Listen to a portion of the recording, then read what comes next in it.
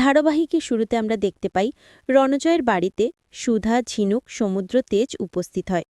সেখানে রণজয়ের মায়ের গলার হার দেখে সুধা বলে, এটা তো দিদি আর আশুতোষবাবু মিলে রেশমিকে উপহার দিয়েছিল।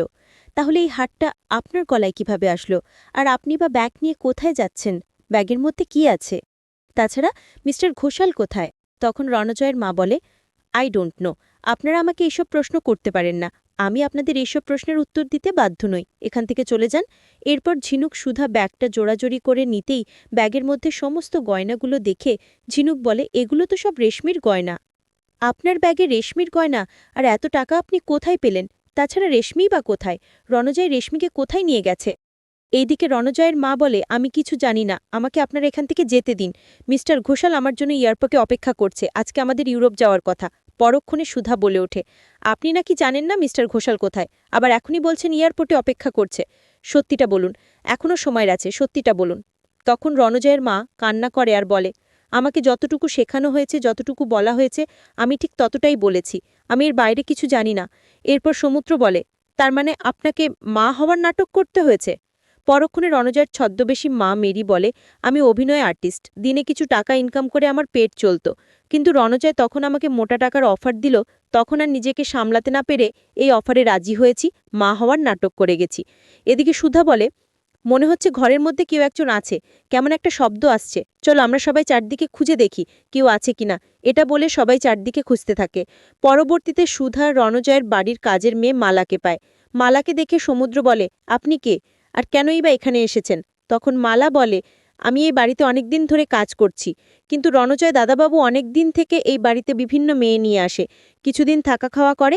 এই মেয়েগুলোকে আর কোথাও পাওয়া যায় না, কোথাও যেন একটা হারিয়ে যায়। রণজয় দাদাবাবু এইভাবে অনেক মেয়ের সাথে প্রেম করে। মালার এসব কথা শুনে তেজ বলে, কিন্তু আপনার হাত মুখ এভাবে বাঁধা কেন? কেনই বা আপনাকে এরকম বেঁধে রেখেছে? তখন মালা বলে, আমি আপনাদের কিছু বলতে পারবো না, আপনাদের বললে আমাকে শেষ করে দেবে। এরপর সুধা বলে, তোমার কিছু হবে না, তুমি আমাদের সবটা বলো, কি হয়েছে? এদিকে সমুদ্র বলে, তোমার ওপর আমার বোনের জীবন নির্ভর করছে, বলো আমার বোন কোথায়, রেশমিকে ওরা কোথায় নিয়ে গেছে? পরবর্তীতে মালা বলে, যেদিন প্রথম এই বাড়িতে বৌদিমণি আসে, সেদিন আমাকে বলা হয়েছিল দুধে আলতার মধ্যে কাঁচের টুকরো দিতে, আমি তাদের কথা মতো সেটাই করেছিলাম। আজকে ঘর পরিষ্কার করতে গিয়ে রণজয় দাদাবাবু এবং তার বাবার কথা শুনে ফেলেছিলাম। তারা বলছিল বৌদিমণিকে কোথাও একটা পাচার করে দেবে, অনেক দূরে নিয়ে যাবে, অন্য কারোর হাতে তুলে দেবে। মালের মুখে এসব কথা শুনে তেজ বলে, কিন্তু কোথায় নিয়ে গেছে সেটা কি আপনি জানেন? একটু ভালো করে মনে করার চেষ্টা করুন, রেশমিকে ওরা কোথায় নিয়ে গেছে। অন্যদিকে আমরা দেখতে পাই জুনিয়র অফিসার আশুতোষবাবুকে বলে, স্যার 43 এই নাম্বারের গাড়িতে আমরা ধাওয়া করছি, আর এটা আপনার বাড়ির দিকেই যাচ্ছে। তখন আশুতোষবাবু বলে, তাহলে এরা নিশ্চয়ই মেয়ে পাচারকারীদের সাথে অ্যাডজাস্ট। একটু মোড় ঘুরিয়ে আমরা রণজয়ের বাড়িতে দেখতে পাই মালা বলে, জায়গাটা পঞ্চগড়, কিন্তু কোথায় সেটা আমি জানি না। পঞ্চগড়ের কথা শুনে তেজ বলে, পঞ্চগড়? এ জায়গা আমি কখনো শুনিনি, চিনি না। পরক্ষণে সেখানে আশুতোষবাবু এসে বলে, আমি জায়গাটা চিনি, তবে আগে সেখানে যেতে হবে, তারপর আমাদের খোঁজ নিয়ে দেখতে হবে। পরবর্তীতে আশুতোষ আর জুনিয়র অফিসারদের ফোন করে জানিয়ে দেয় রণজয় রশ্মিকে দেখলে তারা যেন আটকায়। অপরদিকে আমরা দেখতে পাই রেশমিকে গাড়ি করে পঞ্চগড়ের দিকে যাচ্ছে। এখন রেশমি জিজ্ঞেস করে, এটা তো এয়ারপোর্টের রাস্তা নয়, তাহলে তুমি আমাকে কোথায় নিয়ে যাচ্ছ? তখন রণজয় বলে, তুমি হয়তো পাসপোর্ট ভালো করে দেখোনি, আমরা ইউরোপ দুদিন পর যাব। আজকে আমরা পঞ্চগড়ে বাবার দরবারে যাচ্ছি। বাবার দরবারের কথা শুনে রেশমি বলে, কিন্তু তুমি তো নাস্তিক, তুমি তো এইসব কিছু বিশ্বাস করো না, তাহলে সেখানে কেন যাচ্ছ?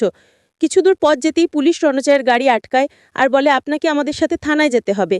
পরক্ষণে রেশমি পুলিশের হাত থেকে বন্দুক নিয়ে বলে, আমি যতদিন বেঁচে আছি রণজয়, তোমার কিচ্ছু হবে না, আমি তোমাকে বাঁচাবো। এটা বলেই রেশমি পুলিশের হাত থেকে দৌড়ে পালিয়ে যায়।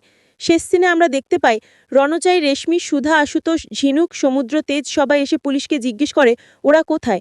তখন পুলিশ বলে, স্যার এদিকে ওরা পালিয়ে গেছে। আগামী পর্বে আমরা দেখতে পাবো পঞ্চগড়ে সেই বাবার মন্দিরের কাছে এসে আশুতোষ বলে, এখান থেকে আমাদের ভালোভাবে খুঁজে দেখতে হবে। তখনই পাশ দিয়ে সাদা পোশাক পরা মন্দিরের কিছু মহিলা যেতে সুধা বলে, আমার মনে হয় এই আশ্রমে গেলে আমরা রণজয় রেশমির খোঁজ পাবো।